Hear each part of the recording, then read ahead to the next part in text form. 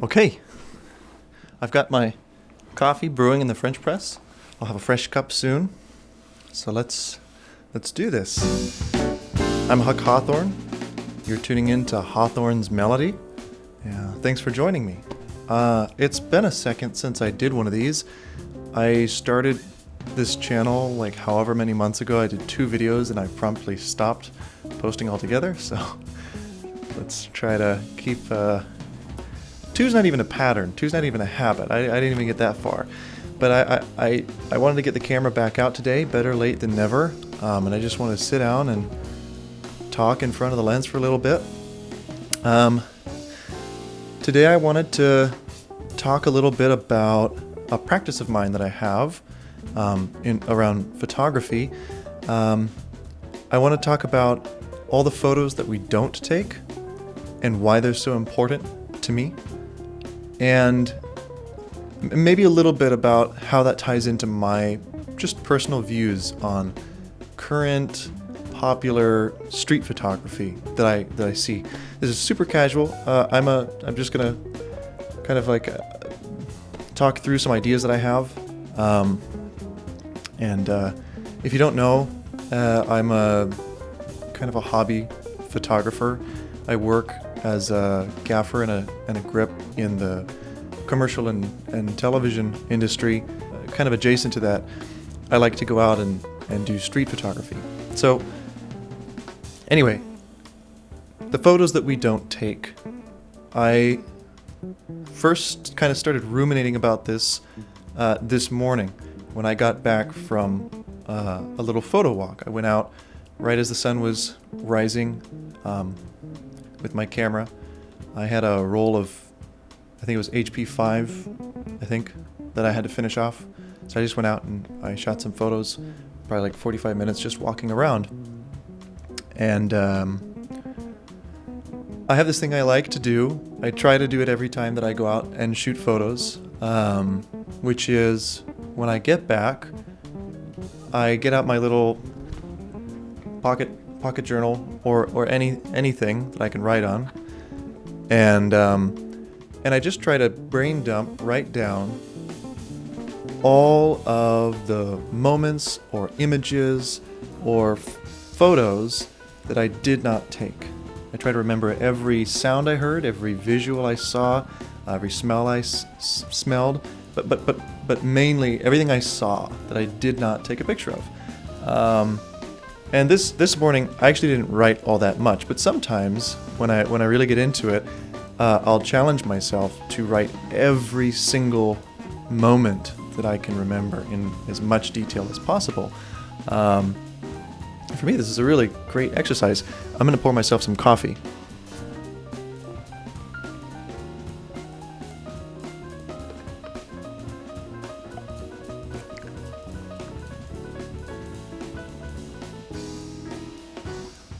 Okay. But anyway, the whole idea is just that, just writing down list or just kind of free train of thought style of whatever I can remember.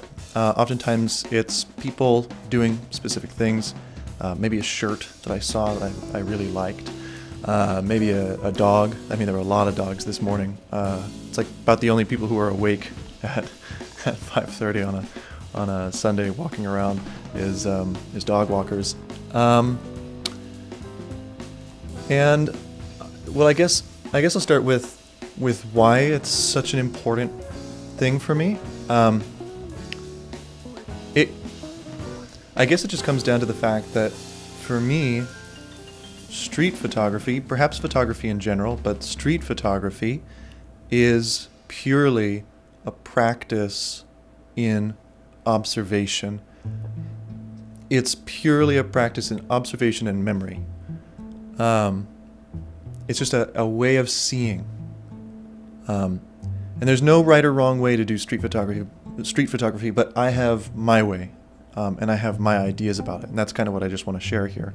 So there's a few reasons I may or may not take a photo, and I think the most obvious reasons are like the technical reasons, like image is too dark for the film that you have in your camera, or the composition that you audition just doesn't really work, or if there's a moving thing happening and you kind of miss your chance, then you don't get that photo. There's a ton of reasons why it just technically wouldn't make a good photo, or you miss your chance or whatever. But that for me is the smallest part of whether I take a photo or not. And when you think about it, there's an infinite number of photos to be taken, and almost none of them do. We only take a few. We only take a select few. And I think that's really interesting to, at the end of it, look at what are the things you didn't take photos of, because I think that it tells you a little bit about the way you were seeing that day. And it's an exercise to remember, and it kind of just reinforces your observational skills of other people, of the world around you. And so not only is it asking you to look at yourself and question why you photographed certain things and why you did not photograph other things, but it just keeps your mind sharp and interested and curious about the world around you every time that you go out. And I think that's wonderful. I think I want to pause here and just maybe give you an example. So I'll read what I wrote down from this morning. And again, this was a really short entry compared to some of them. Sometimes I don't have a lot of things that I remember. I wasn't paying as close attention. Other times I've got a lot.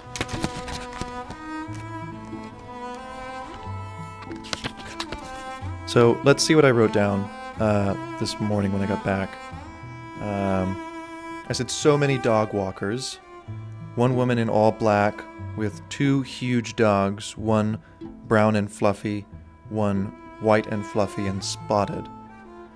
One elderly man in an orange shirt with the tiniest white dog looks like it could be knocked over by a slight gust of wind. I noticed that it was mostly women in likely their 20s. I only saw the one older man and two men in their 20s. I didn't write it down. I probably saw like 20 or 30 dog walkers in my little walk around the neighborhood. I wrote a letter E painted on the corner of a building, stretched all funky. A birdhouse. 3 more birdhouses. I saw a coffee shop, 30 minutes till open, with golden sun rays blessing the space, and one sleepy employee gently preparing the area, chairs still on the tables. A flurry of pigeons beneath the overpass, the first morning rays catching their wings. The brown line whizzing over top a silent USPS van lot. A young father pushing his children in a stroller beneath the gently dancing leaves of the trees above. And last I wrote a giant old-growth tree covered 3/4 of the way up with a heavy layer of vines. Its top, an explosion of twisted, knotted branches, the tendrils dressed with just now yellowing fall leaves. Its peak peeks over the adjacent building and welcomes the sun, which alights the treetop in the most wonderful gold color. The last two, I think, especially show why this has much less to do with the technical reason I didn't take these and much more to do with what made these special before a camera even had the chance or the opportunity to capture it. And so I guess that's where my kind of like ideology of taking street photos comes into play. For me, doing street photography has to come from a place of,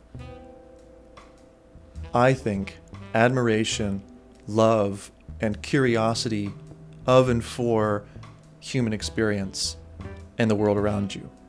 And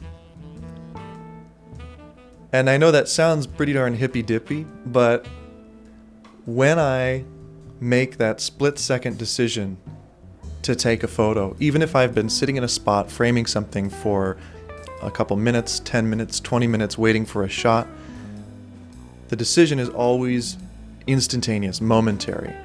And I find that my best photographs, whether they're in the studio or on the street, when I took that photo, I felt absolutely certain that in that moment, I was seeing my subject with a very, very true kind of love and appreciation. And again, curiosity. I'll give an example. When I was doing a portrait in this room of my partner, and we had a lot of fun with, the makeup and the design and the backdrop.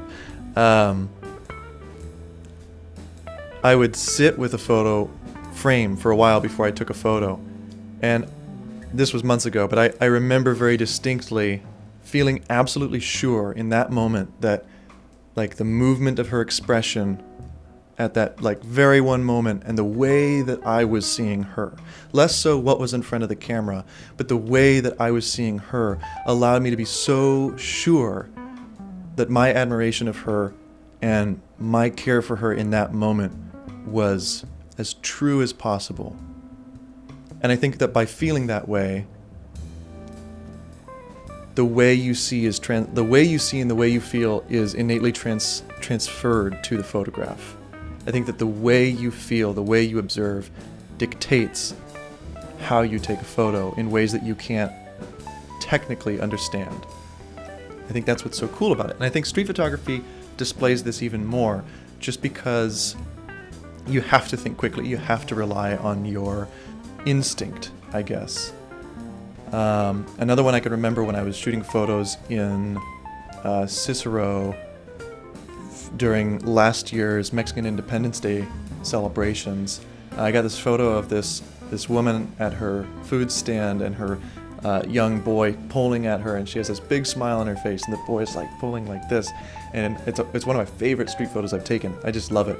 And again, that is a photo that remains very much in my head, in my memory, and not just as a photograph, because I remember in that very moment I had this kind of well of emotion, this kind of overflowing feeling.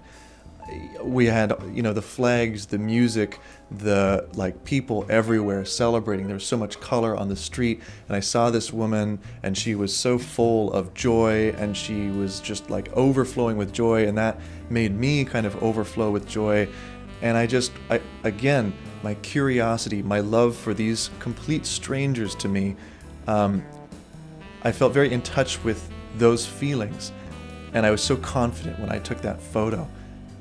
All to say, this is kind of a rambling point, but when you are properly observing the world around you with curiosity, with a deep human care, I think you take your best photos. And I think those photos say the most about you. Because again, all photography is choosing where you look. That's all it is.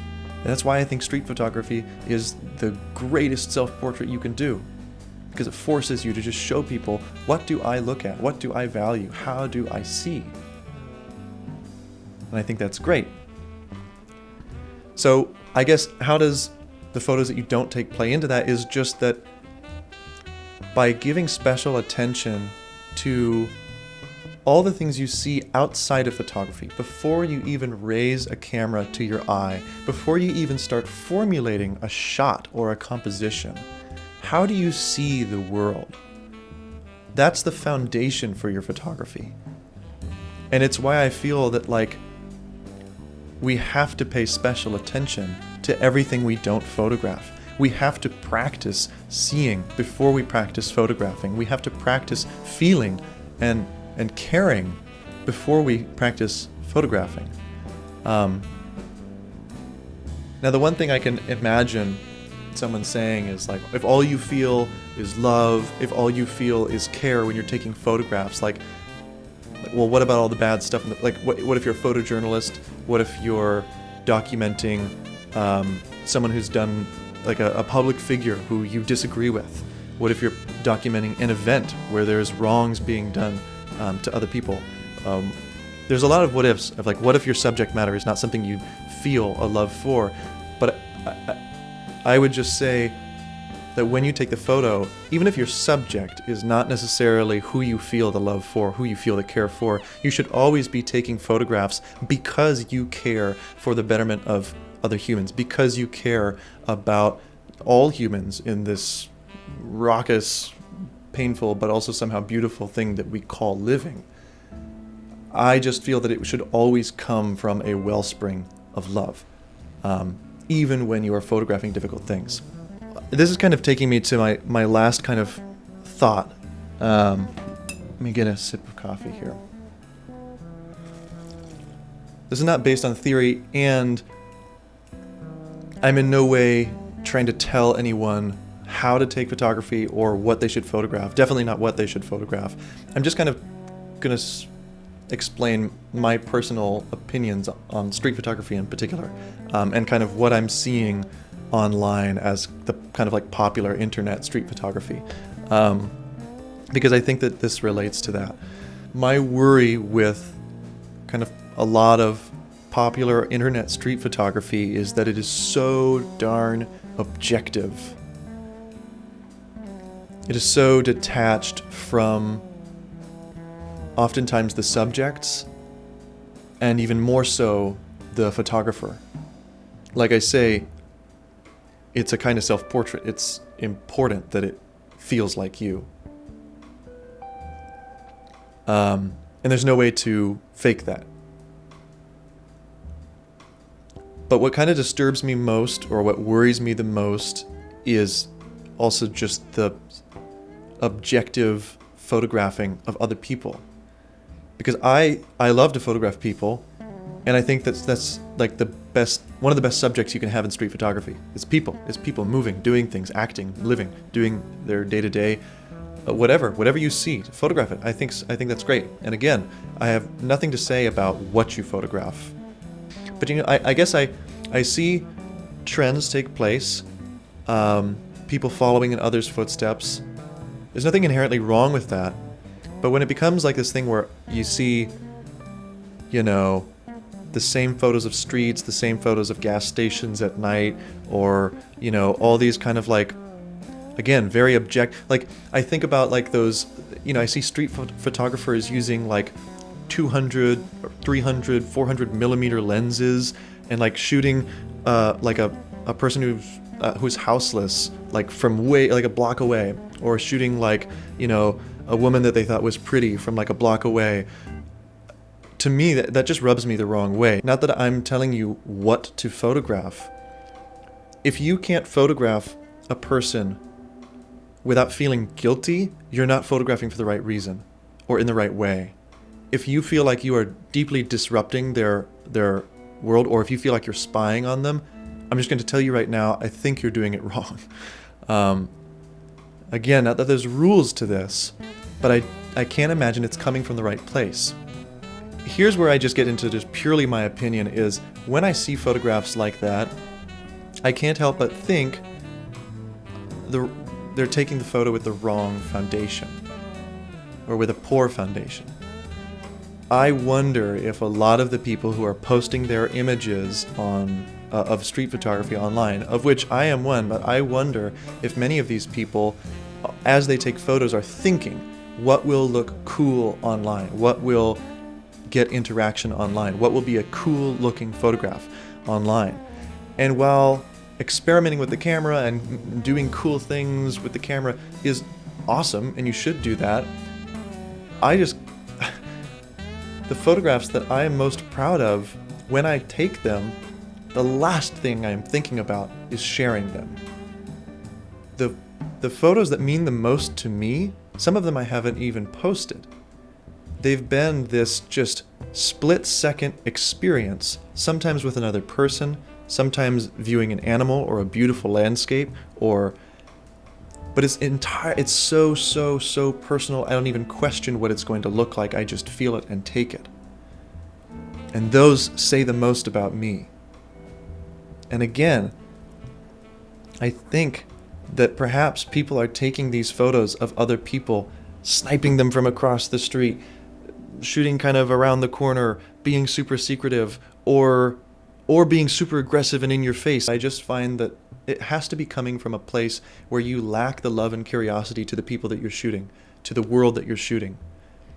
And to me, that's a deeply flawed way of taking pictures. Again, you can tackle difficult subject material, you can tackle difficult topics, you can tackle difficult images while still feeling care for other people. That's at least how I feel about it. And I think that this is all just coming from people are shooting more out in public. People are doing all these public interviews. People are, there's a lot of online content revolving around taking photos or videos in public. And I think that's fine. I think that's cool. But again, it's almost becoming gimmicky. It's almost becoming like it's a trend. I'm going to do it.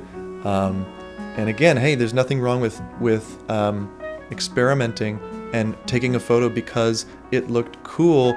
But ask yourself in the moment, before you're even taking the photo, why are these things cool to me? Why do I think they're cool? Say you do car photography. What does that mean to you? What is so important about that for you? And maybe that will inspire you to take photos with more feeling, and maybe you'll have photos that other people are not taking. Maybe you took a photo of a guy with a leather jacket because you thought it looked cool, but maybe you have a taste for handcrafted items that last long, and like maybe that cool factor was coming from a feeling or an opinion you have. Really dig into why do you look at what you look at. That's the coolest thing to me. That's so revealing. Why do you look at what you look at? Don't just shoot it because it looks cool. Shoot it because you care. Because again, you can't fake that. But anyway, I'm repeating myself here. The last thing I was thinking of, let me just get a little more coffee. The last thing I was thinking of was back to kind of just not taking photos, the photos that we don't take. If you are someone who finds yourself falling into the trap of photographing trendy copying kind of like trends or following trends, again, nothing wrong with that. Sometimes like the best thing to do is copy other people and learn from that.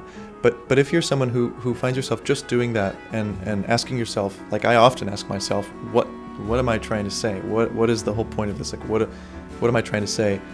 I find that the best practice is to put the camera down, turn it off, put it in your closet, and go outside and take a walk without the camera. I say that jokingly, but truly, when I'm having trouble with not knowing what I am supposed to say with my photography or what I'm supposed to portray, it's likely because I have gotten out of tune with my observational skills, with my feelings toward the world. And so sometimes the best thing to do is to stop taking photographs, go on a walk and look at everything, witness everything, feel everything, hear everything. I don't know what you'll see, but go out and just be and witness everything. And when you come back, write down in as much detail as you possibly can every moment you remembered, and keep going until you can't remember anything else from your walk. Whenever I do that, it's as if I took 1,000,000 photographs, and they're all right here, and they all remarkably mean to me just as much as any photograph I might have taken. The photos that we don't take are no less important than those we do. And I might argue that they are more important when you look at it from the perspective of training yourself to see. But anyways, those are kind of my thoughts on the matter. Yeah, that's, I guess, what I wanted to come on and say. And I had a great time photographing. That's the other thing. Have fun. Make sure you're taking photos because you flippin' love to take photos. I've got my editing for the day done, and remarkably, I have the rest of the day free. So I think I'm gonna go walk down to a coffee shop just down the street. I think I'm gonna get a little writing done on a project I've been pushing off, a personal project. And maybe I'll read a little bit more.